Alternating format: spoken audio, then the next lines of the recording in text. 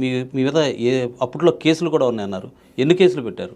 నేను 2004 తర్వాత కాంగ్రెస్ ప్రభుత్వం వచ్చిన తర్వాత కానీ సుమారు 20కి పైగా క్రిమినల్ కేసులు పెట్టారు. నాకు సంబంధించినటువంటి ఆర్థికమైనటువంటి అంటే ల్యాండ్కు సంబంధించిన ఇష్యూని ఇబ్బంది పెట్టాలని చూశారు. వివిధ రకాలైనటువంటి దాడులు చేసే ప్రయత్నం చేశారు. తర్వాత వైసీపీ గవర్నమెంట్ వచ్చిన తర్వాత సిఐడి వాళ్ళు మాకు నోటీసులు ఇచ్చారు. మార్గదర్శికి సంబంధించినటువంటి అంశంలో నేను మద్దతు తెలుపుతున్నాను, తప్పు లేదు అని చెప్పానని చెప్పని, నీ దగ్గర ఏం ఆధారాలు ఉన్నాయో తీసుకురా అని చెప్పి నోటీస్ ఇచ్చారు.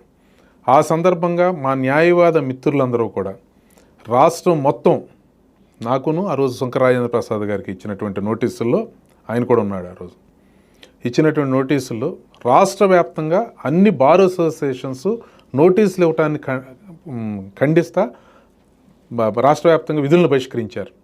అది మా మీద ఉన్నటువంటి మాకున్నటువంటి ఒక రకమైనటువంటి అది అంటే న్యాయవాదుల్లో ఉన్నటువంటి ఒక సమైక్యతనండి, న్యాయవాదుల నుంచి వచ్చిన మద్దతు అనండి. ఎప్పుడైనా సరే ఒక అన్యాయంగా గనక ఎవరైనా చేస్తే న్యాయవాదులు ఎలా నిలబడతారో తెలియజెప్పే ఐక్య ఘటన కూడా అని చెప్పి కూడా చెప్పవచ్చు. ఇంక్లూడింగ్ హైకోర్టులో ఉన్నటువంటి ఆనాడు ఉన్నటువంటి కమిటీ కూడా రెజల్యూషన్ పాస్ చేశారు. ఇంకొకటి నాకు తెలుగుదేశం పార్టీలో పార్టీ పదవి ఇస్తే బెజవాడ బార్ అసోసియేషన్ ఆనాడు ఉన్నటువంటి అసోసియేషన్ సన్మానాన్ని కూడా నిర్వహించారు. దానికి అన్ని రాజకీయ పార్టీల ప్రతినిధులు హాజరయ్యారు. దానికి ఒక ఇది ఉంది. అంటే ఎందుకంటే అది నాకు వ్యక్తిగతంగా నాకు ఇచ్చినటువంటి గౌరవంగా భావిస్తూ ఉంటాను.